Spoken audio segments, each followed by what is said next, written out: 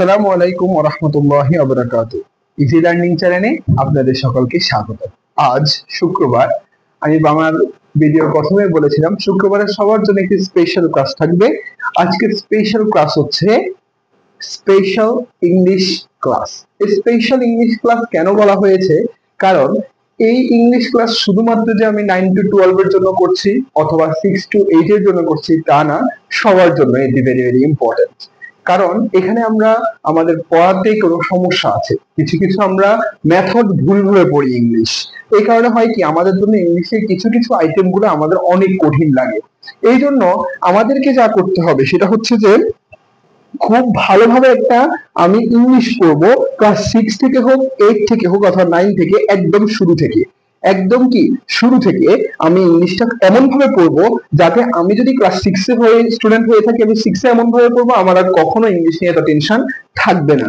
কারণ কেন হচ্ছে, আমরা ইংলিশ পড়তে গিয়ে অনেক রকমের মেথড ভুল। আমরা কি করি, যখন বইয়ের একটা মেইন বুকটা নিই তখন আমরা রিডিংটা গতানুগতিক পড়া শুরু করি। এটা হচ্ছে আমাদের একটা মেইন ভুল। তারপর আরেকটা হচ্ছে কি, আমরা অর্থটা সহ পড়ি, শুধু জাস্ট রিডিং করতেছি, রিডিংটা অর্থ জানতেছি, শেষ, প্যাসেজ থেকে আনসার করতেছি। এবং প্যাসেজে কিছু কিছু কোশ্চেন আছে অ্যানালিটিক্যাল, মানে কি কি তুমি প্যাসেজটা বুঝে কি পাইছো, দুই তিনটা বাক্যে লেখো, এরকম কোনো কোশ্চেন আসলে আমরা তা আর লিখতে পারি না। কারণ কেন, আমি পুরো জিনিসটা জাস্ট একবার পড়লাম রিডিংটা এবং ওটা থেকে অর্থটা বসছি। কিন্তু কিভাবে যে আমি এটা করব, যে কিভাবে আমি প্রশ্নটাকে একদম অনেক মাল্টি ভাবে, খুবই মানে একদম ভালোভাবে আমি এটাকে সাজাই লিখবো, সেটা আমরা কিন্তু বুঝি না। মানে একদম হাই লেভেলের একটা যে লিখে রাখবো, আমি হাই লেভেলের একটা যে মার্ক পাবো, সেটা আমি পারি না। পারফেক্ট কোনোভাবে আমি লিখতে ইংলিশটা পারি না। কারণ কেন, আমাদের পড়াতে কিছু ভুল আছে। তো কথা না বাড়িয়ে আমি আবারও বলছি, এটা আমার ইউটিউব চ্যানেল থেকে কেউ দেখে থাকলে ইউটিউব চ্যানেলটাকে সাবস্ক্রাইব করে দিয়ে নোটিফিকেশন বাটনটা অন করে রাখো। ফেসবুক পেজ দিয়ে দেখে থাকলে ফলো করে রাখো। ফেসবুক পেজের মধ্যে যদি ফুল ভিডিও না পাও, প্রতিটি কমেন্টে আমার লিংক দেওয়া থাকে ইউটিউবে, ইউটিউবে গিয়ে তোমরা দেখতে পারো। কথা না বাড়িয়ে আমি আমার ভিডিওটি শুরু করছি। প্রথমত, আমার জিনিসটার নাম হচ্ছে স্পেশাল ইংলিশ ক্লাস। এখানে দেখো, প্রথমে আমি একটা পয়েন্ট নোট ডাউন করেছি, তার নাম হচ্ছে রিডিং। রিডিং, এই যে তাও কি লিখছি পরে, মেইন বুক। এই যে রিডিংটা মেইন বুক থেকে যে রিড করা লাগে, সেটাতে আমরা একটা ভুল, যেটা আমি প্রথমেই বললাম, আমরা ভুল করি কি, আমার একটা ইউনিটের নাম, যেটা আমি ইউনিটের নামটা নিছি, নেওয়ার পরে লেসন 1 এর ফার্স্ট টু লাস্ট রিডিং পড়লাম, গাইড থেকে ফার্স্ট টু লাস্ট অর্থটা পড়লাম। কিন্তু আসলে আদৌ আমার এখান থেকে কিছু জানা হয়নি। আমার রিডিংটা পড়তে হবে, এবং আমি বরাবরই একটা কথা সবসময় বলি, পড়াশোনাটা হবে আমার বছরের শুরু থেকে খুবই সিরিয়াসলি। বিশেষ করে যে ইয়েগুলা, যে চ্যাপ্টারটা, যে বিষয়টা, যে সাবজেক্টটা আমি ভয় পাই, সেটা সেটা জানুয়ারি থেকে আমাকে খুব ভালোভাবে, মানে বছরের শুরু থেকে খুব ভালোভাবে এটাকে ধরতে হবে। হ্যাঁ, বছরের শুরুতে আমাদের স্কুলে ক্রীড়া প্রতিযোগিতা থাকে, কলেজগুলোতে ক্রীড়া প্রতিযোগিতা থাকে, ইউনিভার্সিটিগুলোতে নবীনবরণ থাকে, অনেক রকমের কিছু হয়। তার মধ্যে পড়াশোনাটা তো হয়ে ওঠে না, কিন্তু আমাকে মাথায় রাখতে হবে আমি কোন বিষয়ে দুর্বল, কোন সাবজেক্টে আমি উইক। আমি যদি ইংলিশে উইক হয়ে থাকি, আমি ওইখানে বেশি পরিশ্রম করতে হবে তখন থেকে। ম্যাথে উইক হয়ে থাকলে ম্যাথ নিয়ে পরিশ্রম করতে হবে। বিজ্ঞানে উইক হয়ে থাকলে ওই বিজ্ঞান নিয়ে পরিশ্রম করতে হবে। শুরু থেকে সব অধ্যায়গুলা, সব চ্যাপ্টার গুলা, সব সাবজেক্ট গুলা পড়া হয় না। আমরা কিছু কিছু পড়ি, আস্তে আস্তে একটু একটু পড়ি, বইটা খুলি, ভাল লাগে। তখন কিন্তু আমাকে একটা জিনিস মনে রাখতে হবে, আমার সাথে যুক্ত 100টা স্টুডেন্ট বা পুরো বাংলাদেশের স্টুডেন্ট এখন এই লেভেলে চলতেছে, যে আমি এখন আসছে মাত্র, বছর শুরু হয়েছে, আমি বই খুললাম, দেখলাম। কিন্তু আমাকে কি করতে হবে, আমাকে করতে হবে যে আমি যে বিষয়টাতে দুর্বল সেটা সিরিয়াসলি পড়বো। তেমনই একটা সাবজেক্ট আমরা সবাই জানি, ইংলিশ।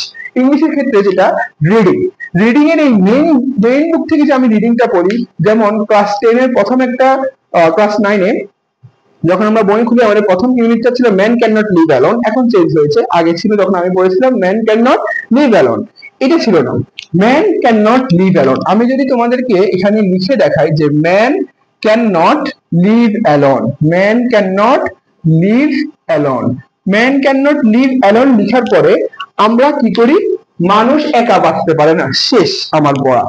এটার বাইরে আমি আর কোন রকমের পড়া পড়ি না, আমার পড়া শেষ। কিন্তু ভাই, এটা সবচেয়ে বড় ভুল। আমি যখন দেখবো যে man can not live alone, প্রথমে আমাকে বুঝতে হবে যে আমি ইংলিশের উচ্চারণটা ঠিক মতো করলাম কিনা। এখানে ম্যান, এটা ক্যান নট, এটা লিভ, এটা অ্যালোন।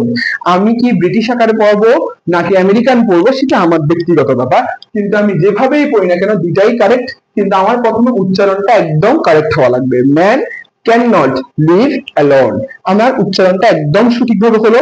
এবার হচ্ছে কি আমি প্রত্যেকটা ওয়ার্ডের সিঙ্গেল ভাবে অর্থ জানবো, প্রত্যেকটা ওয়ার্ডের সিঙ্গেল ভাবে অর্থ জানবো। কেন বলতেছি এটা? প্রতিটা ওয়ার্ডে আমি কিভাবে অর্থ এই জন্য জানবো, যেমন কখনো কখনো কিছু শব্দ একটা বাক্যের মধ্যে অন্য অর্থ প্রকাশ করে। আমরা সারা জীবন পড়ে আসছি অ্যাওয়ে অর্থ সচেতন, কিন্তু অ্যাওয়ের সাথে যদি একটা প্রিপারেশন লেগে যায় তখন অ্যাওয়ের অর্থ কিন্তু অন্য অর্থ প্রকাশ পেতে থাকে। এই জন্য আমরা কি করব, যে খুব ভালোভাবে আমরা এটাকে অবজার্ভ করব। প্রথম কাজ কি আমার উচ্চারণ সঠিক করা, আমি করলাম man can not live alone. এরপরে কাজ হচ্ছে কি আমার, আমি দেখব যে এখানের পুরো প্রত্যেকটা সিঙ্গেল সিঙ্গেল যে ওয়ার্ড গুলো আছে পুরো সেন্টেন্সের মধ্যে সিঙ্গেল ওয়ার্ড গুলার অর্থ আমি জানি কিনা। ম্যান অর্থ মানুষ, ক্যান নট অর্থ পারে না, লিভ অর্থ বাস করা, অ্যালোন অর্থ একা। আমি চারটা পুরো একটা সেন্টেন্সে আমার চারটা লাইন ওয়ার্ড থাকুক, 10টা ওয়ার্ড থাকুক, প্রত্যেকগুলোর আমার কি জানতে হবে, অর্থটা জানতে হবে। আমি অর্থটা জেনে ফেললাম। Man can not live alone. Man can not live alone এর পরে দেখো man can not live alone. Man অর্থ মানুষ, ক্যান নট অর্থ পারে না, লিভ অর্থ বাস করা, অ্যালোন অর্থ একা। তাহলে আমার প্রথম দুইটা জিনিস শেষ হলো। একটা হচ্ছে কি, আমি প্রথমত যখন ইংলিশে রিডিং পড়া শুরু করব, প্রথম কাজ আমার উচ্চারণটা একদম কারেক্ট হতে হবে। এখন সহজে উচ্চারণ যদি তুমি কারেক্ট করতে না পারো, আমরা গুগলে গিয়ে সহজে শব্দটা লিখলে সেখান থেকে তারা আমাকে প্রনাউন্সিয়েশন দিয়ে দেয়, সেখান থেকে আমি জানতে পারবো, কোনো সমস্যা নেই। তাহলে man can not live alone আমি দিয়ে দিলাম। এই লাইনে চারটা, এই সেন্টেন্সের মধ্যে চারটা ওয়ার্ড আছে, আমি জানলাম উচ্চারণ সঠিক হলো, এগুলোর প্রত্যেকটা অর্থ জানলাম। এবার আমাকে দেখতে হবে এটা কোন পার্টস অফ স্পিচ।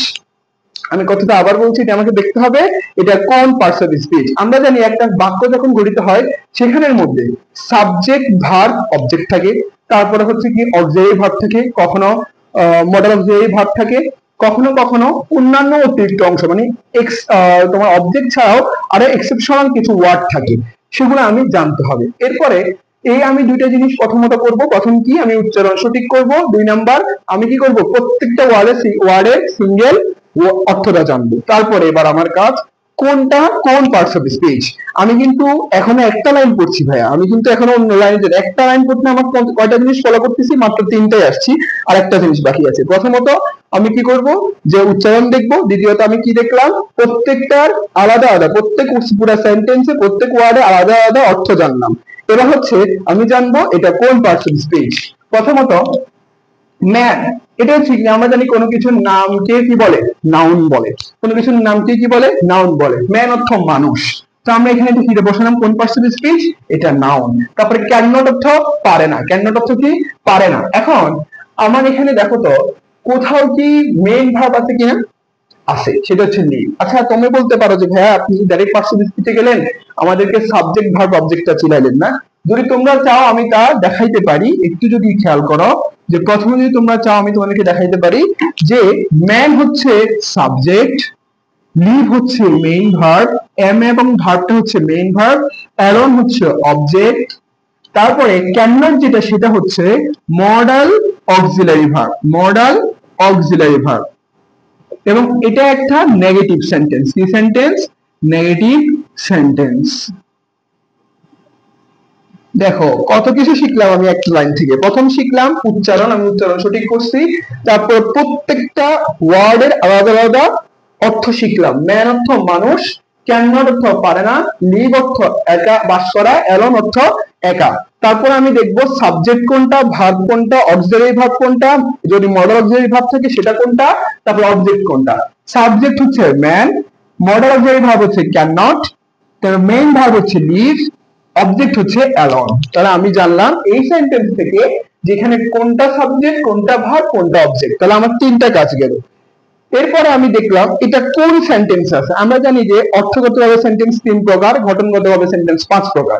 কখন একটা কথা এখানে একটা তোমাদেরকে জিনিস দিয়ে রাখি, একটা বলতে পারো যে একটা তোমাদেরকে ইনফরমেশন দিয়ে রাখতেছি, সেটা হচ্ছে কখনো যদি তোমাকে কেউ জিজ্ঞেস করে যে সেন্টেন্স কত প্রকার, তোমাকে অবশ্যই বলতে হবে যে ভাইয়া অর্থগত দিক থেকে জিজ্ঞেস করছেন না গঠনগত দিক থেকে। যদি সেটা নাও বলা হয়, যদি তুমি সেটা ভুলে গেছো, তখন তোমার আনসারটা হবে এমন, অর্থগত দিক থেকে সেন্টেন্স 5 প্রকার, ঘটনগত দিক থেকে সেন্টেন্স 3 প্রকার। সেন্টেন্সে কিন্তু অ্যাকচুয়াল কোনো প্রকার বলে নাই যে সেন্টেন্স মোট 8 প্রকার, এরকম কোনো কথা নাই। বলা আছে যে অর্থগত ভাবে সেন্টেন্স 5 প্রকার, ঘটনগত দিক থেকে সেন্টেন্স 3 প্রকার। অর্থগত ভাবে যে সেন্টেন্স গুলো আমরা সবাই চিনি, affirmative, affirmative sentence, interrogative, imperative, optative, exclamatory. আর অর্থগত ভাবে হচ্ছে সিম্পল, কমপ্লেক্স, কম্পাউন্ড। আমরা সবাই জানি। এই গেল একটা কথা। এখন আমি প্রথমে দেখলাম উচ্চারণ, তারপরে দেখলাম শব্দগুলোর অর্থ, তারপরে দেখলাম কোনটা সাবজেক্ট, কোনটা অক্সিলারি ভার্ব, কোনটা মডাল ভার্ব, কোনটা অবজেক্ট। এরপরে দেখলাম এটা কোন sentence, affirmative, negative, imperative, optative না এক্সক্লামেটরি। এছাড়াও কি অর্থগতভাবে সিম্পল, কমপ্লেক্স, কম্পাউন্ডের মধ্যে কেউ আছে? কেউ নাই। এখানে একটা সেন্টেন্স নাম কি? তার নেগেটিভ সেন্টেন্স। সেন্টেন্সটা কি? Negative sentence. তাহলে এই গেল আমার কয়টা ইনফরমেশন একটা লাইন থেকে ভাইয়া? 4টা ইনফরমেশন পড়লাম। এবার আমি পড়বো কোন পার্টস অফ স্পিচ। কি পড়বো? কোন পার্টস অফ স্পিচ, শেষ মাইল।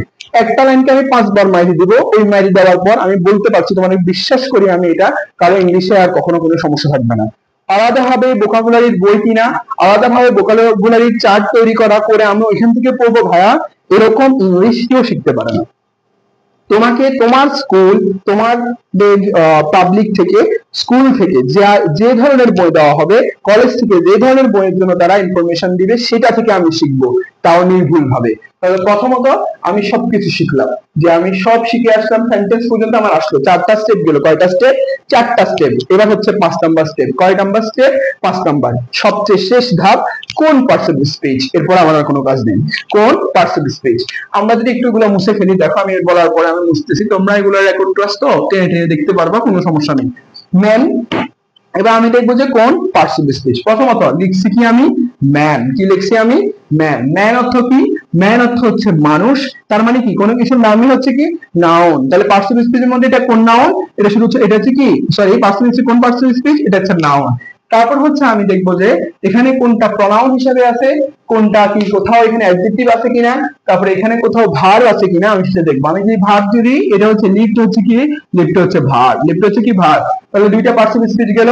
এবার হচ্ছে ক্যান নট আর অ্যালোন। ক্যান নট আর কি? অ্যালোন। এখন অ্যালোন অর্থ হচ্ছে একা। অ্যালোন অর্থ একা। মানুষ একা বাস করতে পারে না। এই যে অ্যালোনটা, এটা কি অ্যাডভার্ব হবে না অ্যাডজেক্টিভ হবে? কোনটা হবে? আমি সেটা নিয়ে একটু কনফিউশনে পড়ে গেছি। এখন আমরা অ্যাডভার্ব যদি চিনতে যাই, অ্যাডভার্বের বিভিন্ন রকম কেস আছে। Adverb of time, adverb of manner, তারপর হচ্ছে অ্যাডভার্ব অফ প্লেস, অনেক রকমের অ্যাডভার্ব আছে। এরপরে যদি আমি অ্যাডজেক্টিভে যাই, আমরা যদি সংজ্ঞা থেকে চিহ্নিত করতে যাই, সেটা হচ্ছে যে কোন শব্দে যদি অবস্থার সংখ্যা, পরিমাণ ইত্যাদি বুঝায়, কোন নাউন বা প্রনাউনের অবস্থার সংখ্যা, পরিমাণ ইত্যাদি যদি বুঝায়, সেটা অ্যাডজেক্টিভ। একদম সাধারণটা। এরপর আর এক্সেপশন অনেক কিছু আছে। শব্দের শেষে কোন সাফিক্স দিয়ে আমি অ্যাডজেক্টিভ পাবো, তারপরে অ্যাডজেক্টিভের অবস্থানগুলা, এটা নিয়ে অনেক কথা আছে। সেগুলো নিয়ে নেক্সটে আমি ভিডিও আপলোড করবো, কোনো সমস্যা নেই। প্রথমত হচ্ছে যে আমরা এখন এখান থেকে জানবো যে ক্যান নট এবং অ্যালোন এই দুইটা কি। ক্যান নট হচ্ছে পারে না, এটা কিন্তু মডাল অক্সিলারি ভার্ব। এখন কোন পার্টস অফ স্পিচ, কোন parts of speech. Can not অর্থ কিন্তু পারে না। এখন দেখো, এটাও কিন্তু, এটা হচ্ছে কি, আমার ভার্বকে মডিফাই করে তৈরি করছি। এটাও কিন্তু মডাল ভার্ব, যেহেতু এটাও ভার্বেরই একটা অংশ। এটাও কি ভার্বেরই অংশ। আমরা যখন ভার্ব করবো না, ভার্ব কিন্তু অনেক রকম হতে পারে।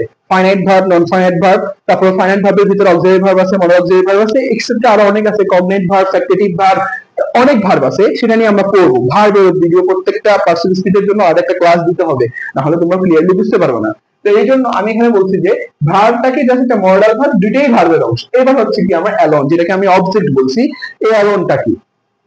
এই অ্যালোনটা হচ্ছে যে আমি এখানে নাউন চিনলাম, মডাল অক্সিলারি ভার্ব চিনলাম, ভার্ব চিনলাম, দুইটাই ছিল। এই সেন্টেন্সের মধ্যে নাউন পাইছি, ভার্ব পাইছি। এখন অ্যালোনটা কি? আমরা যদি জানি অ্যালোন অর্থ হচ্ছে একা। অ্যালোন শব্দ অর্থ কি? একা। এটা কি কোনোভাবে কি কারো অবস্থান বোঝাচ্ছে? কোনোভাবে কি কারো অবস্থান বোঝাচ্ছে যে মানুষ একা বাস করতে পারে না? এখানে কোনোভাবে কি অ্যালোনটা কি কারো বোঝাচ্ছে, অবস্থান বোঝাচ্ছে? আমরা যদি চিন্তা করি যে আমি বাসায় একা থাকতে পারি না, তাহলে কি আমি বাসায় এখন কি করতেছি, কি করব, একা অবস্থান করব। তাহলে এই নিয়ে যে আমি কথা বলতেছি, এগুলো হচ্ছে কি অ্যাডজেক্টিভ। এখন আমরা যখন অবজেক্ট সাবজেক্ট পড়ি, পড়ানোর সময় আমাদেরকে টিচাররা বা বইতে আমরা একটা জিনিস পড়তে পারি, সাবজেক্ট এবং অবজেক্ট হিসেবে নাউন বসে। কি বসে? সাবজেক্ট এবং অবজেক্ট হিসেবে নাউন বসে। এমনও হইতে পারে যে নাউন বাক্যের শুরুতেও বসতে পারে, শেষেও বসতে পারে, মাঝেও বসতে পারে। এখন এখান থেকে আমি কি জানলাম? এই বাক্যটা থেকে শেষ শব্দটা কি? নাউন। শেষ শব্দটা কি? নাউন। দেখো, মানুষ একা বাস করতে পারে না, এখানে শেষটা হচ্ছে কি, অবজেক্টটা কি হলো? নাউন হলো। এখন যদি এটা অ্যাডজেক্টিভ হইতো কারো ওখানে অবস্থা, সংখ্যা, পরিমাণ কিছু বোঝাচ্ছে না, এটা কিছুই বোঝাচ্ছে না, অ্যাডভার্ব তো প্রশ্নই আসে না।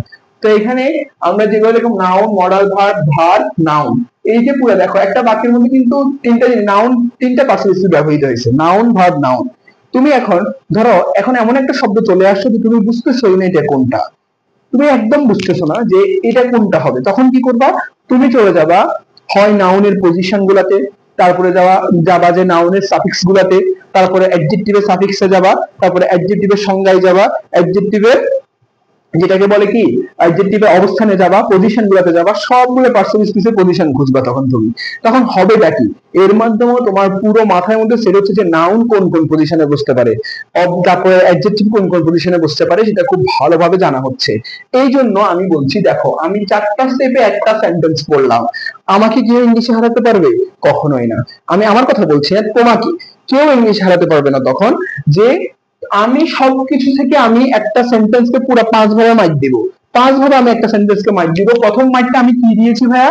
প্রথম মাইকটা দিয়েছি আমি আমার উচ্চারণ ধারা। কেউ আমি ইংলিশ পড়তে গেলাম, সে আমাকে বললো যে ভাই আপনার তো উচ্চারণে ঠিক নেই, সমস্যা না সেটা, আমি উচ্চারণে গেলাম। 2 নম্বরে আমি কি করলাম? শব্দের আলাদা আলাদা অর্থ জানলাম। শব্দের আলাদা আলাদা অর্থ জানলাম। আমি কি করলাম? শব্দের আলাদা আলাদা অর্থ জানলাম। তোমরা একটু ফোকাস করো, শব্দের অর্থ জানলাম। তারপরে আমি চিনলাম যে 3 নাম্বারটা হচ্ছে যে আমি কি করলাম? কোন সেন্টেন্স নেগেটিভ নাকি অর্থগত কোনটা সেটা আমি দেখলাম, কোন সেন্টেন্স। 4 নম্বরে গিয়ে আমি কি পাইলাম? 4 নম্বরে আমি যেটা পাইলাম সেটা হচ্ছে যে সাবজেক্ট, ভার্ব, অবজেক্ট চিহ্নিতকরণ। সাবজেক্ট, ভার্ব, অবজেক্ট চিহ্নিতকরণ, অথবা এক্সেপশনাল কিছু থাকতে পারে অবজেক্টের ছাড়াও।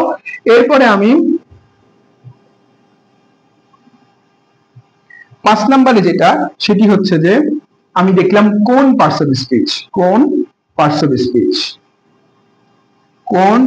অফ স্পিচ, আমি সেটা দেখলাম। দেখো তাহলে আমি কি কি দেখলাম? উচ্চারণ দেখলাম, শব্দের অর্থ দেখলাম, কোন সেন্টেন্স দেখলাম, সাবজেক্ট, ভার্ব, অবজেক্ট চিহ্নিত করলাম, কোন পার্টস অফ স্পিচ। 5টা ধাপে আমি একটা সেন্টেন্সকে মার্ক দিব। আমাকে কেউ আটকাতে পারবে না ইংলিশের রিডিং এর ক্ষেত্রে। খুব ভালোভাবে আমাকে পড়তে হবে, কারণ কেন? এখন আমি ক্লাস 6 এ উঠলাম, আমি একটু ম্যাচুরিটি আমার মধ্যে আসতেছে যে আমি বড় ক্লাসে উঠতেছি। এর মানে কি আমাকে সবগুলো একটু এক্সট্রা ভাবে পড়তে হবে। ক্লাস 5 এর মতো গতানুগতিক রিডিং করলাম, আনসার করলাম, এটা কখনো সম্ভব না। এই জন্য আমরা কি করব? এরকম ভেঙে ভেঙে পড়বো একটা লাইনকে। তুমি ধরো যে জায়গায় তুমি একটা রিডিং পড়ে পড়ে অর্থ পড়তে তোমার সময় লাগবে আধা ঘন্টা, এভাবে পড়তে লাগবে আরো আধা ঘন্টা। তো তুমি একটা লিসনের রিডিং শেষ করতে 1 ঘন্টা লাগবে, কিন্তু ভাইয়া তুমি জানতে পারবা যে তুমি সঠিকভাবে জানতে পারলা যে কোনটা কোন জিনিস, মানে কি তোমার লাইফের গ্রামার গ্যারান্টি হচ্ছে এখানে। গ্রামারে স্ট্রং হচ্ছে মানুষ, এভাবে গ্রামারে স্ট্রং। আমরা বিভিন্ন ইউটিউবের ভাইয়াদেরকে দেখি, তারা অনেক অনেক ভালো। আমার স্কুলের টিচার, কলেজের টিচারদেরকে দেখি, তারা অনেক অনেক বেশি ভালো পড়ায়, অনেক বেশি গ্রামার বুঝে, দেখলেও বলতে পারে কেমন। সেরকম যদি আমি হতে চাই, আমাকে এই ফরম্যাটটা ফলো করতে হবে। এই ফরম্যাটটা যদি আমি ফলো করি, ইনশাল্লাহ বলা যায় যে আমি প্রত্যেকটা জিনিসের মধ্যে খুব ভালো একটা ফলাফল পাবো। এই জন্য ভাইয়া আমরা ভালো মতো রিডিংটা পড়ার ক্ষেত্রে অবজার্ভ করব। আচ্ছা, এই গেল একটা জিনিস। এগুলা আমি ডিসক্রিপশন বক্সের মধ্যে দিয়ে দেবো, তোমরা টেনশনের কিছু নেই। কোন একটা রিডিং পড়তে কি কি ফলো করবা তা দেওয়া থাকবে, কোনো সমস্যা নেই। 2 নাম্বারটা আমরা একটু পরে বলতেছি। 3 নাম্বার হচ্ছে ভোকাবুলারি, সিনোনিম, প্রিপোজিশন। এখন এই জিনিসটা ক্লাস 6 থেকে সবার লাগে ভাই, অনেক প্যারা একটা জিনিস। এত 500 প্রিপোজিশন কে শিখবে? অ্যাপ্রোপ্রিয়েট প্রিপোজিশন কে শিখবে? আমার সিনোনিম, অ্যান্টোনিম কে শিখবে? ভোকাবুলারি এত কষ্ট, এটা অনেক বিরক্ত লাগে। আচ্ছা, প্রথমত অ্যাপ্রোপ্রিয়েট প্রিপোজিশন গুলা ছাড়া নরমাল যে প্রিপোজিশন আছে, অন কোথায় বসে, ওভার কোথায় বসে, অ্যারাউন্ড কোথায় বসে, অ্যাক্রস কখন হবে, ইন কখন হবে, এট কখন হবে, তারপর আমরা ছোট স্থানে তুলবো ইন, এট, এগুলো আমরা অনেক পেঁচাই যাই। তাই আমার কিন্তু এই 3টা জিনিসের একটা তোমাকে হেল্প করতেছে। আমার প্রথম যে কথাটা, আমার প্রথম পয়েন্টটা, সেটা হচ্ছে মেইন বুক রিডিং। এটা কিন্তু তোমাকে অনেক বেশি হেল্প করতেছে। আমি 3 স্টার দিছি। এই জিনিসটা কিন্তু ভেরি ভেরি ইম্পর্টেন্ট। এখানে তুমি এই সবকিছুর আনসার সমাধান পাচ্ছ। প্রথমত তুমি সমাধান পাচ্ছ, আমি ভোকাবুলারির কথা কিন্তু বলেছি, শব্দের অর্থ, যার অর্থ, সিনোনিম, অ্যান্টোনিম। তুমি চাইলে এমনও করতে পারো যে এখানে একটা ভার্ব আসছে বা একটা অ্যাডজেক্টিভ আসছে, একটা অ্যাডভার্ব আসছে, আমি তার সিনোনিম গুলা জেনে রাখি। যেমন দেখো, কোয়াইট অর্থ শান্ত। কোয়াইট বললে আমরা সবাই বুঝি, কিন্তু কাম বললে সাথে সাথে সবাই চুপ হয়ে যায়। আসলে কি শান্ত হবে? আমরা কনফিউজড হয়ে যাই। কারণ কি, একই রকম শব্দ আমরা খুঁজে পাই না। আমরা কি পাই না? খুঁজে পাই না। আবার কিছু কিছু আছে ডিফারেন্ট, মানে অনেক বেশি, অনেক বেশি কি, অনেক বেশি। এটা মানে মনে হয় যে আমি এটা আদৌ কি মনে রাখতে পারবো, না আদৌ কি এটা, মানে এটা এই শব্দটার অর্থ তো আমি জানি না, এটা আমার রিডিং এর মধ্যে কখনো আসে নাই, আমি বলতে পারবো না। সেরকম যেমন রিচ অর্থ ধ্বনি, আমরা সবাই জানি রিচ অর্থ কি, ধ্বনি। রিচ অর্থ কি, ধ্বনি। অ্যাডজাসেন্ট অর শব্দ, এটা হচ্ছে এটা সিমিলার ওয়ার্ড। ঠিক আছে, তাই আমরা দেখো যখন আমি পড়বো, আমি রিচ আসছে, রিচের সিনোনিম ওয়ার্ড কি হতে পারে আমি সেটা দেখবো। ঠিক আছে, এরকম কয়েকটা ভার্ব হোক, সেটা অ্যাডজেক্টিভ হোক, যদি তার সিনোনিম অ্যান্টোনিম থেকে থাকে আমি জেনে যাব। এবং আমি জানার সবচেয়ে সহজ উপায় ভাই, আমি বলবো যে তুমি যদি একটা ডিকশনারি খুলে খুলে পড়া না, তুমি কি করতে হবে, তোমার কোনো হ্যান্ড নোট লাগবে না, তোমার মেন বুক তোমার হ্যান্ড নোট, ওইখানে তুমি যে শব্দটাকে তুমি মার্ক করছো, ধরো তুমি মার্ক করছো, কি মার্ক করছো, তুমি মার্ক করছো যে ইলিটারেট। ইলিটারেট শব্দের অর্থ দরিদ্র। কি, দরিদ্র। তুমি একটা আঁক টানছো, পাশে দিয়ে লেখো বা উপর দিয়ে এস মানে সিনোনিম, এস মানে সিনোনিম, সেখানে তুমি লিখে রাখছো পুয়ার। কি লিখছো ভাইয়া, পুয়ার। এরপর হচ্ছে অ্যান্টোনিম, যদি দেখো এ মানে হচ্ছে কি অ্যান্টোনিম, এ মানে কি অ্যান্টোনিম, তুমি সেখানে দাগ টেনে লিখে রাখছো যে অ্যান্টোনিম হচ্ছে রিচ। এরপরে তুমি কি করছো, যে ইলিটারেট যেটা, সেটাকে তুমি শব্দটা অর্থ জানবা, তাহলে অর্থ ইংলিশটা কি, ভোকাবুলারি, তাহলে জি দিয়ে তুমি লিখে রাখছো দরিদ্র। তাহলে দেখো তুমি যখন লেটের শব্দটা দেখতেছো, তুমি সেটা সিনোনিম অ্যান্টোনিমও পাবা, সিনোনিমটাও পাচ্ছ, অ্যান্টোনিমটাও পাচ্ছ, শব্দ অর্থটাও পাচ্ছ। এখান থেকে তুমি সব পারবাই। পাঁচটা ধাপে আবার একটা ওই সেন্টেন্সটাকে ধোলাইও করবা, তোমার আর কিছু লাগবে, তোমার আর এই সেন্টেন্স থেকে পড়ার কিচ্ছু নাই। কেউ তোমাকে ইংলিশের মধ্যে ভালো করা থেকে আটকাতে পারবে না। গ্রামারে আমি তখনই স্ট্রং হব যখন আমার ভোকাবুলারিটা স্ট্রং হবে, যখন আমি কি করব, ইংলিশটাকে ভেতর থেকে জানবো। ভেতর থেকে যখন কোনো কিছু জানা হয় না, তখন ইংলিশ পড়তে ভালো লাগে। তুমি জানো সব থেকে সহজ সাবজেক্ট বাংলাদেশে যদি কেউ থেকে থাকে, সেটা হচ্ছে ইংলিশ। কারণ আমরা ইংলিশ কিন্তু আমাদের স্পোকেন নিয়ে কোনো স্কুল কলেজ বিশ্ববিদ্যালয়ে পড়ানো হয় না। বিশ্ববিদ্যালয় থেকে আলাদা অনেকে ল্যাঙ্গুয়েজ নিয়ে পড়াশোনা করে, সেটা হচ্ছে আলাদা। ইংলিশের বিভিন্ন সেক্টরের মধ্যে ল্যাঙ্গুয়েজ আছে, সেটা হচ্ছে আলাদা একটা অংশ। কিন্তু তুমি স্কুল কলেজ, যেখান থেকে তুমি নিজেকে বিল্ড আপ করবা, সেখানের মধ্যে তোমার হয় কি, যে তুমি ইংলিশের মধ্যে এত দুর্বলতা, এত কিছু তোমার ভয় পাওয়ার দরকার নেই, তখন তোমার মজা লাগবে। যে আমি হুট করে, তুমি যখন অ্যারাউন্ড শব্দটা আর কোথাও দেখবা, তুমি হুট করে বলতে পারবা যে শব্দের শেষ আছে নাউন, ম্যানাস এটা নাউন। এখন এখানে কিন্তু আমি একটা জিনিস বলতে পারি, আমরা জানি যে অ্যাডভার্বের আমি বলছি কিছু অংশ আছে, যেমন এটা কিন্তু ক্লাসিফিকেশন না, এটা হচ্ছে adverb of manner, adverb of place, adverb of time, এরকম আছে। নাউনের কিন্তু কিছু ক্লাসিফিকেশন আছে, countable noun, uncountable noun, concrete noun, abstract noun. Concrete noun 4 প্রকার, proper noun, common noun, collective noun, material noun, এরকম পুরো একটা অংশ আছে। ঠিক আছে না ভাইয়া? তো আমরা এখানের মধ্যে কি করব, যদি আমি এই অংশটা খুঁজে পাই, আমাকে একটা জিনিস করতে হবে। সেই জিনিসটা কি, যে আমি যে পুরো ভিডিওটা, আমি যে পুরো অংশটা বইটা পড়বো, বা আমি যে পুরো ভিডিওটা ভাইয়া থেকে দেখতেছি, এখান থেকে আমি শিখলাম যে আমি মেইন বুক রিডিং করবো, সেখান থেকে আমি সব ধোলাই দিয়ে দিব। আমি বলতেছি তোমার কিন্তু আলাদা করে অ্যাপ্রোপ্রিয়েট প্রিপারেশন একটা শীট তৈরি করার দরকার নাই, ভোকাবুলারির জন্য একটা বই কেনার দরকার নাই, তুমি এইভাবে পড়বা মেইন বুক থেকে। মেইন বুকে ধরো আমাদের যেটা এসএসসিতে আছে 13টা না 14টা অধ্যায় আছে, একটাতে মিনিমাম 3টা করে লিসন থাকে। তুমি 3টা করে লিসনের রিডিং কে যদি এভাবে পড়ো, আমাকে তুমি বলো তো পৃথিবীতে না জানা এমন কোনো ওয়ার্ড থাকবে যেটা তুমি সিনোনিম অ্যান্টোনিম জানো না? এমন কোনো ওয়ার্ড থাকবে যে ওই পার্সেন্ট স্পিডটা তুমি বলতে পারবে না? এরপরে আবার বিভিন্ন রকমের, যখন আমাদের ক্লাসের মাধ্যমে তুমি আরো জানতে পারবা যে নাউন অফ পজিশন, পজিশনের নাউনের পজিশন কোনগুলা, আমি অ্যাকচুয়ালি কিভাবে বুঝবো যেটা কমন নাউন কিনা, এটা প্রপার নাউন কিনা, সেগুলো হচ্ছে একটা আলাদা অংশ।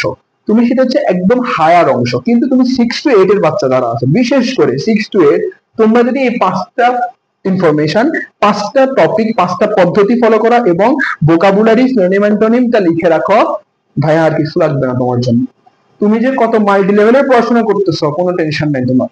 এবং এটা যে তোমার অ্যাডমিশনে এসেও কিরকম হেল্প করবে, তুমি তখন বুঝতে পারবা। আচ্ছা, এরপরে হচ্ছে কি, আমার এখানে যেটা আমি লিখলাম প্রিপোজিশন। প্রিপোজিশনের ক্ষেত্রে শোনো, আমি যখন তুমি সেন্টেন্স গুলো পড়তাম, তখন আমি ভিতর থেকে যখন প্রিপোজিশন গুলো আসতো, আমি দেখতাম যে এটা কোন কোন, মানে এটা কি অ্যাপ্রোপ্রিয়েট প্রিপোজিশন নাকি এটা নর্মাল প্রিপোজিশন। তুমি যদি বুঝতে পারো যে এটা আগে, যেটা একটা নর্মাল প্রিপোজিশন, এটা অ্যাপ্রোপ্রিয়েট প্রিপোজিশন না, সেটা অনেক বেশি হেল্প করবে তোমাকে। নর্মাল প্রিপোজিশন আসলে এখানে ইন কেন ব্যবহৃত হইতেছে, চলো তো আমি যাই একটু বইটা খুলে দেখি তো ইন কোথায় কোথায় বসে, সেখান থেকে কোন নিয়মটা এটার সাথে মিলতেছে, আমি অ্যাপ্লাই করে দেখলাম, হ্যাঁ মিলে গেছে, শেষ। আমি ইনের একে তো দেখলাম, এটা দেখার মাধ্যমে আমি ইনটা শিখতে পারলাম, এবং পাশাপাশি আমি কি করলাম, গ্রামারটা আমি যে খুললাম না, সেখান থেকে আমি ইনের যে 4-5টা নিয়ম ছিল না, আমি সেটা আমার একবার চোখ দেখানো হয়ে গেছে। তখন আমি ইন এটা পাইলাম, সামনে আরেকটা ইন আসতো, হয়তো ওইটা থেকে আরেকটা নিয়মের মধ্যে পড়ে যায়, তখন আমার জন্য এটা ইজি, একদম ইজি।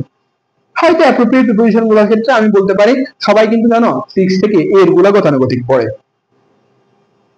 অ্যাডহেয়ার টু অর্থ লেগে থাকা, তারপর হচ্ছে কি অ্যাডহেয়ার টু অর্থ লেগে থাকা, অ্যাকমপ্লিশড উইথ, তারপর হচ্ছে কি অ্যাকমপ্লিশড উইথ অ্যাকোয়ার্ড টু, এই যে আমরা পড়তে থাকি ওই অ্যাকোয়ার্ড টু থাকে, এরপরে আরো কয়েকটা থাকে, যেমন আমরা সবাই যদি অ্যাবাউন্ড ইন প্রচুর পরিমাণে থাকা, অ্যাবাউন্ড উইথ পূর্ণ থাকা, এই যে এগুলো পড়তে পড়তে আমি কি করি, আজকে খুব ডেডিকেটেড, আজকে আমি প্রিপোজিশন পড়তে যাব, প্রিপোজিশনটা খুলে নিয়ে আমি এখান থেকে পড়তেই থাকি, আমি খুলতেছি, জাস্ট এরগুলো আমি পড়তেছি, আজকে 5টা পড়লাম, কালকে 5টা পড়বো, 10টা হয়ে গেছে।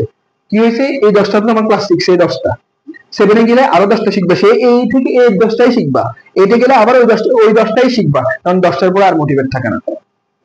এবার বলি আমি অ্যাপ্রোপ্রিয়েট প্রিপোজিশনটা পড়ার অ্যাকচুয়াল নিয়মটা, আমি যেভাবে আমি করে বেনিফিট পাইছি, হয়তো তোমাদেরও হইতে পারে, সেটা হচ্ছে গিয়ে তুমি যখন অ্যাপ্রোপ্রিয়েট প্রিপোজিশনটা পড়া শুরু করবা, আমি তোমাকে বলি পেছন থেকে কি করবা, পেছন থেকে, মানে জেড, আমরা জানি আমাদের 26টা অ্যালফাবেট থেকে আমি পেছনে যাব, পেছন থেকে আমি শুরু করব, জেড। যে জানো জেড দিয়ে দুইটা অ্যাপ্রোপ্রিয়েট প্রিপোজিশন আছে, জেল ইন, জেলাস টু, শেষ। জেলাস এট, জেল ইন, এই দুইটা প্রিপোজিশন আছে, শুধু দুইটা, এক্স দিয়ে আছে একটা। তো তুমি পিছনে দেখো আমার জেড শেষ, এক্স শেষ, ইউ শেষ, ও শেষ, ই শেষ, আমি এরকম শেষ করতে করতে আমি সামনে আসতেছি, এ থেকে ই পর্যন্ত প্রিপারেশন একটু বেশি, কিন্তু এরপর থেকে কম, এবং এরপর থেকে যতগুলো আছে এর মধ্যে থেকে আই বেশি ইম্পর্টেন্ট, আই বেশি ইম্পর্টেন্ট, আই বেশি ইম্পর্টেন্ট। ঠিক আছে, এটা আমরা একটু মাথায় রাখবো। এবার দেখো আমি প্রথমত বলছি যে পিছন থেকে শুরু করব, তাহলে অ্যাপ্রোপ্রিয়েট প্রিপোজিশন সেখানে আমার নিয়ম হচ্ছে আমি পিছন থেকে শুরু করব, 1 নাম্বার। 2 নাম্বার ইনফরমেশন হচ্ছে আমি কি করব, আমি সকালে যে 5টা পড়েছি না, আমি 5টার বেশি কখনো অ্যাপ্রোপ্রিয়েট প্রিপোজিশন আমি পড়বো না। আমি সকালে কয়টা পড়েছি, 5টা, ধরো পেছন থেকে আমি জেড এর গুলো পড়েছি 2টা, এক্স এর একটা পড়েছি, এক্স ওয়াই জেড ওয়াই এর 2টা পড়েছি, এক্স এর একটা পড়েছি, এখানে কয়টা হয়ে গেল আমার 5টা। এই 5টাকে আমি কি করব, দুপুরে 5 থেকে 6 মিনিট অথবা 7 থেকে 8 মিনিট কি করবা, 5 থেকে 6 মিনিট দুপুরবেলা, এই যে তুমি নামাজ টামাজ পড়ে আসছো, খাওয়া দাওয়া করবার আগে একটু বইটা খুলে এই 5টা, জাস্ট অন্য কোনো কিছু পড়বা না, এই 5টা তুমি 5বার পড়বা। কয়বার, 5বার, একবার করে, প্রত্যেকটা একবার করে 5বার পড়বা। তুমি যে পড়লা জেলাস এট, জেলিন, তারপর যে এক্সেল, ওয়াইল, ওয়াই অফ, ই টু, এসে তুমি পড়লা, তো এই যে 4-5টা পড়লা না, পড়ার পরে তুমি 5বার পড়লা, এরকম করে 5টা 5বার পড়লা, পড়ার পরে তুমি কি করবা, শেষ। আজকে সাথে সাথে বইটা অফ করে দিবে, সাথে সাথে বইটা অফ করে দিবা, দেওয়ার পরে কি করবা, এরপরে চলে যাবা রাত্রে। রাত্রে তোমার একটা পড়ার রুটিন সবাই সেট করে, মাগরিবের নামাজ পড়ার পর থেকে একদম রাতের 11টা পর্যন্ত পড়া হয়, কিন্তু আসলে কিন্তু যেটা উচিত সেটা হচ্ছে 9টা থেকে 10টার মধ্যে খাওয়া দাওয়া করে শুয়ে যাওয়া, যারা ভালো পড়াশোনা করতে চাও, এবং রাতের বেলা উঠা, ভোরে 3-এর বেলা 3টার দিকে উঠে তাহাজ্জুদটা পড়ে পড়া শুরু করা, এটা হচ্ছে একটা এক্সাক্ট নিয়ম। কিন্তু এছাড়াও যারা করো, যে ধরো তুমি 11টা বাজে ঘুমাইতে যাচ্ছ, এখন তুমি ঘুমানোর আগে আমি যে প্রিপোজিশন গুলো পড়েছি দেখি তো আমার মনে আছে কিনা, তুমি কি করলা, তুমি কোনো প্রশ্ন খুললা না, তুমি কি করলা, জেলাস এট অর্থ হচ্ছে কি কারো প্রতি হিংসা করা, তারপর এরকম যে তুমি নিজে নিজে প্রশ্ন করতেছো, নিজে নিজে আনসারও দিচ্ছ, এর মধ্যে তুমি একটা আটকে গেলা, আবার বইটা খুললা, খুলে তুমি আরেকবার এটা পড়ে নিলা, পড়ে নিয়ে আটকে তুমি আবার সকালে পড়তে গেলা। সকালে যখন পড়তে যাবার ঠিক সেম প্রথম ওই আগের 5টাকে রিভাইজ দিবা 5বার, কয়বার, রিভাইজ দিবা 5বার, দেওয়ার পরে তুমি আবার নতুন 5টা শিখবা, এভাবে সার্কেল বাই সার্কেল তুমি পড়তে আসো, ইনশাআল্লাহ আমি বলতে পারি অ্যাপ্রোপ্রিয়েট প্রিপোজিশন তোমার 500-300টা যদি শিখো না, এটার মধ্যে কমন যে 100 থেকে 150টা আছে না, এগুলো তোমার একদম, বিশেষ করে 200টা তোমাদের একদম ভালো মতো মাথায় থাকবে, দেখলে বলতে পারবে এটা তো জেলা সেট, সেটা তো বলতে পারবে। এই জন্য ভাইয়া আমরা কি করতে হবে, আমরা করতে হবে যে আমাদের যে পড়াশোনার স্ট্র্যাটেজিটা, পড়াশোনার যে পদ্ধতিটা, আমি এটা চেঞ্জ করতে হবে। বিশেষ করে আমি যেটি ইংলিশের সম্পর্কে কথা বলতেছি সেই বিষয়টা, এই জন্য এই ক্লাসটার নাম স্পেশাল ইংলিশ ক্লাস। এই জন্য তুমি ভালো মতো এটাকে কি করবা, খুব ভালো মতো তোমার মেথডটা চেঞ্জ করে ফেলবা, পড়ার মেথডটা চেঞ্জ করে ফেলে ইংলিশ পড়বা এই নিয়মে আমি দিয়েছি। তোমার যদি ভালো লাগে পড়তে পারো, বাট এটা খুবই বেনিফিটেড হবে সবার জন্য, আমি জানি, যদি একটু তোমরা খেয়াল করো বেনিফিটেড হবে। এরপরে আমি আজকে একটা জিনিস লিখেছিলাম, যেটা হচ্ছে গ্রামার। কি লিখেছিলাম, গ্রামার। মনে রাখবা যখন তুমি স্পিচ মানে স্পোকেন ইংলিশ করবা, গ্রামারের দরকার নাই স্পোকেন ইংলিশে। যখন ব্রিটিশিয়ান আমেরিকানরা কথা বলে, এই যে ইউরোপিয়ানরা কথা বলে, তারা কিন্তু এখানের মধ্যে গ্রামার ইউজ করে না, যে আমি আয়ের পরে এম বসাচ্ছি, এগুলো তারা ইউজ করে। তারা যেটা আমরা যেরকম মনের ভাব প্রকাশ করতেছি, তারাও মনের ভাব প্রকাশ করে ফেলে। তার মানে গ্রামারটা শিখতে হবে আমার প্রাতিষ্ঠানিকের জন্য। কিসের জন্য? প্রাতিষ্ঠানিকের জন্য। আচ্ছা, আমি তোমরা যদি ভিডিও শুরুতে দেখে থাকবা যে আমি লিখেছিলাম যে গ্রামারের অংশ কোনটা নিয়ে আমি আলোচনা করব? নাউন। কি নিয়ে আলোচনা করবো আজকে? নাউন। দেখো, আমাদের অংশ হচ্ছে কি? নাউন। নাউন। নাউনের আছে প্রথমত আমি জানতে হবে যে নাউনের ক্লাসিফিকেশন। নাউনে কি জানতে হবে? নাউনের ক্লাসিফিকেশন। কি জানতে হবে? নাউনের ক্লাসিফিকেশন। 2 নাম্বার জানতে হবে পজিশন। কি জানতে হবে? পজিশন। 3 নম্বরে জানতে হবে suffix word. Suffix word. Suffix word জানতে হবে। সাফিক্স ওয়ার্ড জানতে হবে। Classification, position, suffix word. আমি যদি এটা একটু ভালোভাবে জানি না, এই তিনটা যদি আমি খুব ভালোভাবে দেখতে পারি, অন্তত পক্ষে আমার প্রত্যেকটা পার্সোনাল স্কিলের ভেতরকার অংশগুলো কিন্তু খুব দ্রুত শেষ হয়ে যাবে। এই যে দেখো, ক্লাসিফিকেশন, পজিশন, সাফিক্স ওয়ার্ড। আমি আবার বলছি, classification, position, suffix word. Classification হচ্ছে নাউন কোথায় কোথায় বসে, নাউন কত প্রকার সেটা। পজিশন হচ্ছে নাউন কোথায় কোথায় বসতে পারে। এরপরে হচ্ছে সাফিক্স ওয়ার্ড, হচ্ছে শব্দের পেছনে কোন কোন ওয়ার্ড গুলা, সাফিক্স মানে যেটা শব্দের পরে বসে, বসালে আমি বলতে পারবো সেটা নাউন। মানে কি? দেখো, তুমি নাউন এবার সহজে চিনতে পারবা এই পদ্ধতিগুলার মাধ্যমে। তাহলে আমরা প্রথমটা নিয়ে আলোচনা করি, নাম হচ্ছে ক্লাসিফিকেশন। ক্লাসিফিকেশনের ক্ষেত্রে দেখো, ক্লাসিফিকেশন পড়ার একটা নিয়ম আছে। আমি যদি দেখাই, নাউন থেকে পড়বা এভাবে।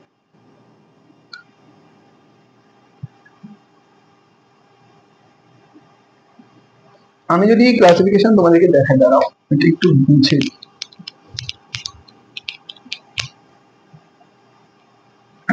পড়বো হচ্ছে এভাবে। এই দেখো, আমি একটু লিখে লিখে পড়াচ্ছি, হয়তো একটু বোর লাগতে পারে, কিন্তু দেখলে খুব ভালো মতো মনে থাকে, জানো, মুখে বলাচ্ছে।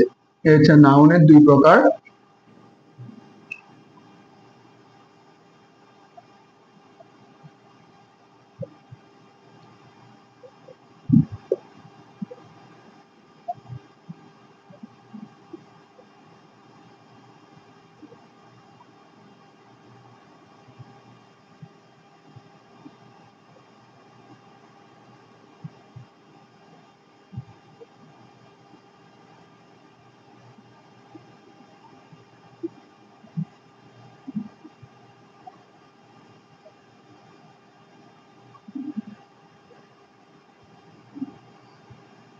অ্যাবস্ট্রাক্ট নাউনের কোনো প্রকারভেদ নেই।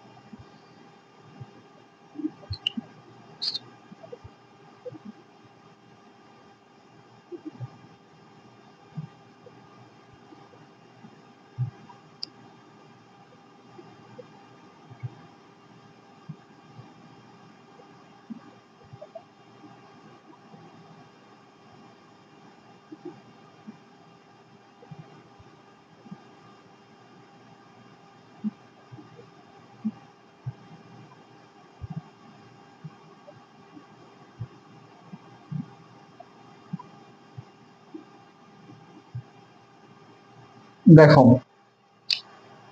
আচ্ছা এবার দেখো তো, আমি কি বললাম? নাউনের ক্লাসিফিকেশন। দেখো, নাউনের ক্লাসিফিকেশন হচ্ছে যে নাউন প্রধানত কয় প্রকার এটা জানতে হবে। নাউন প্রধানত হচ্ছে 2 প্রকার। কয় প্রকার? 2 প্রকার। একটা হচ্ছে কনক্রিট নাউন। আচ্ছা, আমি এদিক থেকে দেখাই। একটা হচ্ছে তোমার কনক্রিট নাউন, আর একটা হচ্ছে অ্যাবস্ট্রাক্ট নাউন। এই যে কনক্রিট নাউনটা আছে, কনক্রিট নাউনটা আবার কয় প্রকার? 4 প্রকার। Proper noun, common noun, collective noun, material noun. তাহলে কনক্রিট নাউন কয় প্রকার? 4 প্রকার। এরপরে হচ্ছে যে কনক্রিট নাউন, অ্যাবস্ট্রাক্ট, এগুলো বইতে আছে, আমি জাস্ট বুঝাই দিচ্ছি কিভাবে পড়বা। এরপর হচ্ছে যে গণনার দিক থেকে নাউন কয় প্রকার? 2 প্রকার। কয় প্রকার?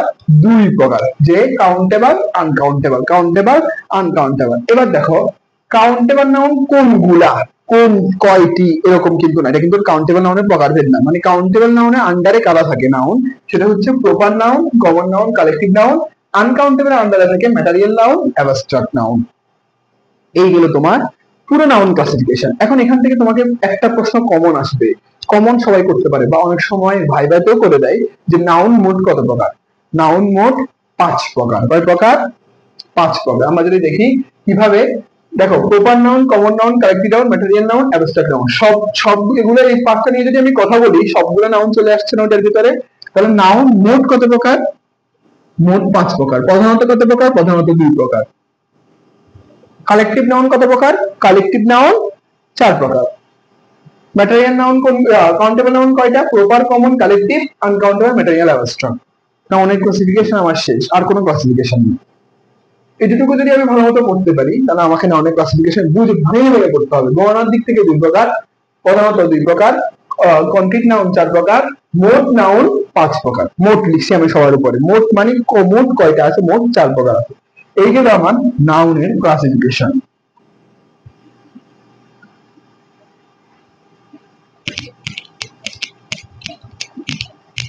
এরপরে যেটা নিয়ে পড়বো সেটা হচ্ছে কি, নাউনের ক্লাসিফিকেশনের পরে আমরা কি জানি? Position of noun.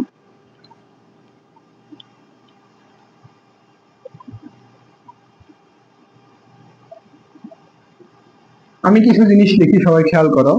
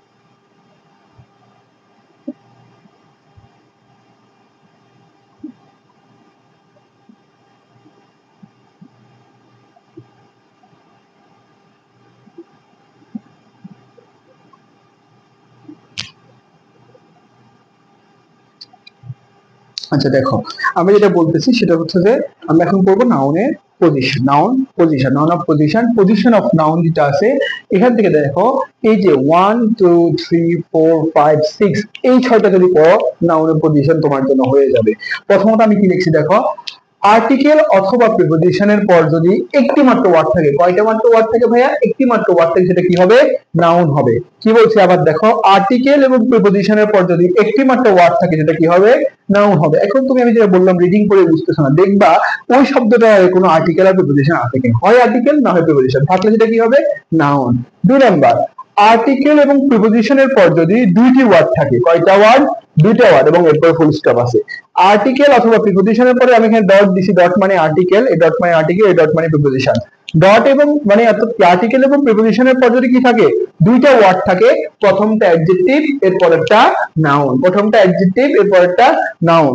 এরপর হচ্ছে কি দেখো, আর্টিকেলের পর যদি, আর্টিকেল এবং প্রিপজিশনের পর যদি তিনটা ওয়ার্ড থাকে। কয়টা ওয়ার্ড? তিনটা ওয়ার্ড, প্রথমটা অ্যাডভার্ব, পরেরটা অ্যাডজেক্টিভ এরপরেরটা নাউন। দেখো এই তিনটা কিন্তু কানেক্টেড।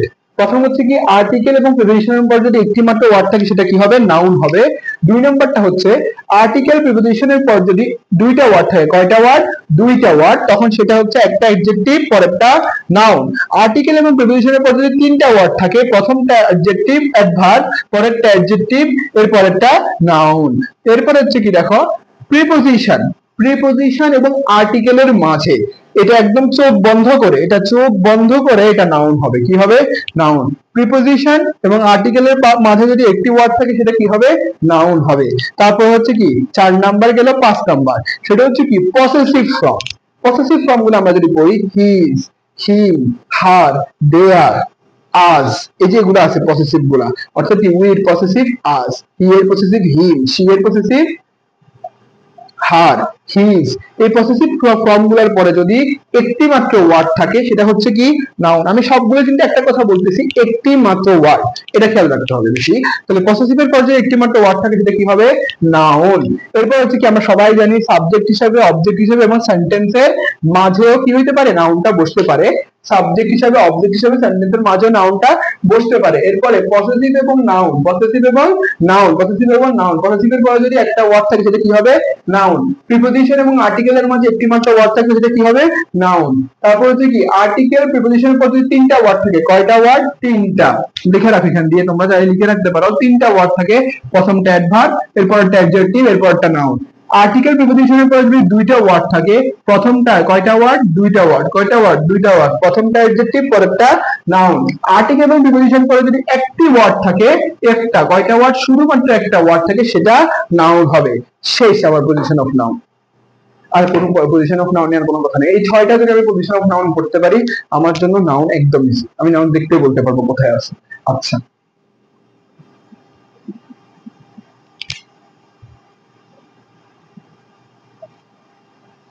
এবার হচ্ছে যে শব্দের শেষে কিছু সাফিক্স ওয়ার্ড আসে, যেগুলাকে আমি ভালো মতো দেখতে হবে যে আমার ওই সাফিক্স ওয়ার্ড গুলা আমি যদি দেখি, তখন আমি এখন কিছু শব্দ আছে, শব্দ দিয়েও দেখাইতে পারে মানুষ, যে বলবে যে কোনটা নাউন, কোনটা কি বলতে পারে, কোনটা নাউন বলতে পারে। এই জন্য আমরা এক্ষেত্রে একটা জিনিস বেশি ভালো মতো খেয়াল রাখবো, যে নাউন ক্ষেত্রে কোনটা নাউন আমাকে চাচ্ছে। এখানে পজিশন অফ নাউনের ক্ষেত্রে আমার নাউন কোনগুলো, আমি এগুলা খুব ভালো মতো দেখতে হবে, অবজার্ভ করতে হবে। যে পজিশন অফ নাউন, যে এই পজিশন অফ নাউনের ক্ষেত্রে আমি যে ছয়টা বললাম, এই পজিশন অফ নাউন কোনগুলো, এগুলো আমরা দেখবো। এরপর আমার কাছে কিছু নোট ডাউন আছে, যে শব্দের পেছনে সাফিক্স বলছি না, সাফিক্স ওয়ার্ড দেখে চিনবো যে এগুলা কিভাবে নাউন হয়। ঠিক আছে, দেখো আমি সাফিক্স ওয়ার্ড গুলা যদি লিখি,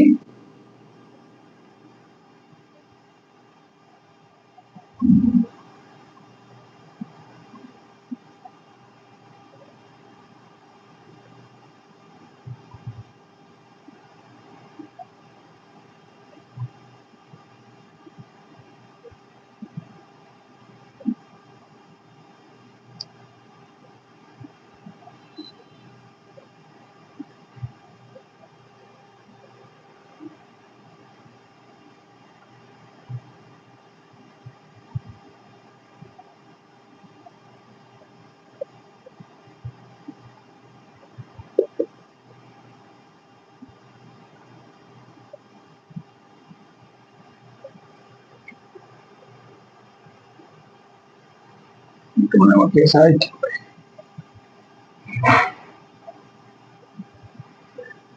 এবার আমরা কি পড়বো, আমরা পড়বো যে নাউনের পিছনে যে সকল সাফিক্স গুলো থাকে সেগুলো দেখে আমি কিভাবে বুঝবো যে কোন এটা শব্দগুলা নাউন হবে।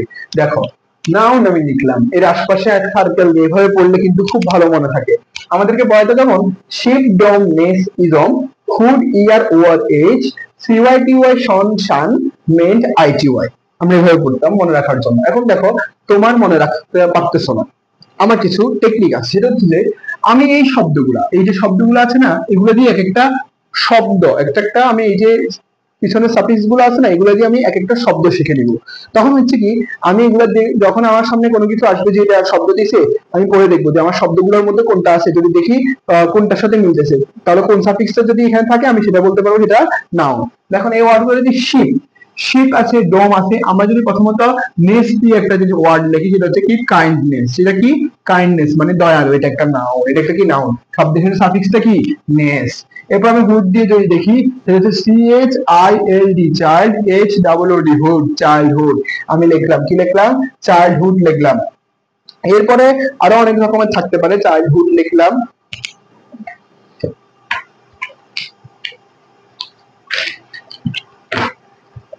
আচ্ছা, এরপরে হচ্ছে যে আমরা যদি ডম দিয়ে লিখি, ডম কি দিয়ে লিখি, ডম দিয়ে লিখি, সেটা হচ্ছে উইজডম, কি ডম, উইজডম। আমি লিখে রাখছি শব্দগুলা, তারপরে তোমাদের জন্য সহজ করার জন্য, আমি তো ওইভাবে পড়ে মনে থাকতো, আমি লিখে রাখছি তোমাদের জন্য, যে ডম দিয়ে, নেস দিয়ে কাইন্ডনেস, ISM দিয়ে হচ্ছে কি রিয়ালিজম, কি রিয়ালিজম।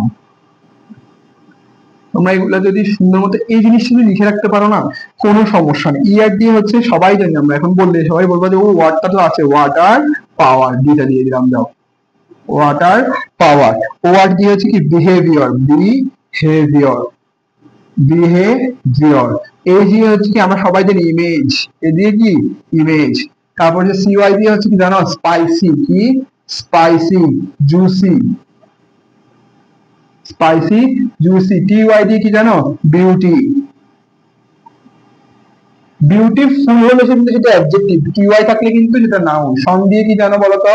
আমরা জানি যে টিআই ও এম যেটা ইউজ করা হয়েছে সেটা হচ্ছে যে ন্যাশন, সেটা কি ন্যাশন, জাতি। এসআইওএন দিয়ে যেটা ইউজ করা হচ্ছে সেটা হচ্ছে ডিসিশন, কি ডিসিশন। মেন্ট নিয়ে হচ্ছে ম্যানেজমেন্ট, কি মেন্ট ম্যানেজমেন্ট, ম্যানেজমেন্ট। দেখো ম্যানেজমেন্ট, তারপর কি হলো ম্যানেজমেন্ট। আইটিওয়াই, আইটিওয়াই আর হচ্ছে শিপ দিয়ে, আইটিওয়াই হচ্ছে একটা শিপ দিয়ে। শিপ দিয়ে আমাদের সকলের পরিচিত একটা ওয়ার্ড আছে রিলেশনশিপ, রিলেশনশিপ, রিলেশন কি বলছি রিলেশনশিপ। এরপর আইটিওয়াই দিয়ে একটা আছে সেটা হচ্ছে আমরা সবাই জানি অপরচুনিটি, অপরচুনিটি। তো বানানটা ভুলে যেতে পারে, একটু মাফ করে দিও, অপরচুনিটি। দেখো তাহলে আমরা শিপ দিয়ে দিলাম যে রিলেশনশিপ, ডম দিয়ে উইজডম, নেস দিয়ে কাইন্ডনেস, ইজম দিয়ে রিয়ালিজম, ফুড দিয়ে চাইল্ডহুড, ইয়ার দিয়ে ওয়াটার পাওয়ার, ওয়ার দিয়ে বিহেভিয়ার, এজ দিয়ে ইমেজ, সিওয়াই দিয়ে স্পাইসি জুসি, টিওয়াই দিয়ে বিউটি, টিআর1 দিয়ে ন্যাশন, এসআই1 দিয়ে ডিসিশন, মেন্ট নিয়ে ম্যানেজমেন্ট, আইটিওয়াই দিয়ে অপরচুনিটি। তাহলে দেখো আমাদেরকে যখন পড়াতো তখন আমি এভাবে মনে রাখতাম শিপ, ডম, নেস, ইজম, হুড, ইয়ার, ওভার, এজ, সিওয়াই, টিওয়াই, শন, শান, মেন্ট, আইটিওয়াই। আমি এভাবে মনে রাখতাম, কিন্তু তোমরা ধরো মনে রাখতে পারতেছো না, তখন কি করবা? এই শব্দগুলোকে মনে রাখবা যে রিলেশনশিপ, শিপ তাহলে পিছনে আমি কি লাগাইছি শিপ, শিপটা কি না, শিপটা থাকার কারণে এই ওয়ার্ডটা কি নাউন। এরপর উইজডম, শেষে কি লাগাইছি আমি ডম, তাহলে ডম থাকার কারণে এটা কি নাউন। পেছনে কি লাগাইছি আমি কাইন্ডনেস, নেস থাকার কারণে এটা noun. ISM ism, Real ism, Real ism, এই যে থাকার কারণে শব্দটা নাউন। এই তাহলে হুড, হুড থাকার কারণে চাইল্ড হুড, এটা নাউন। ইয়ার থাকলে ওয়াটার পাওয়ার, ইয়ার থাকার কারণে এটা কি হয়েছে নাউন। অর থাকলে বিহেভ বিয়র, বিহেভ বিয়র, অর থাকার কারণে সেটা নাউন। এজি ইমেজ, এজি থাকলে হচ্ছে কি সেটা ইমেজ, ইমেজ তাহলে কি নাউন।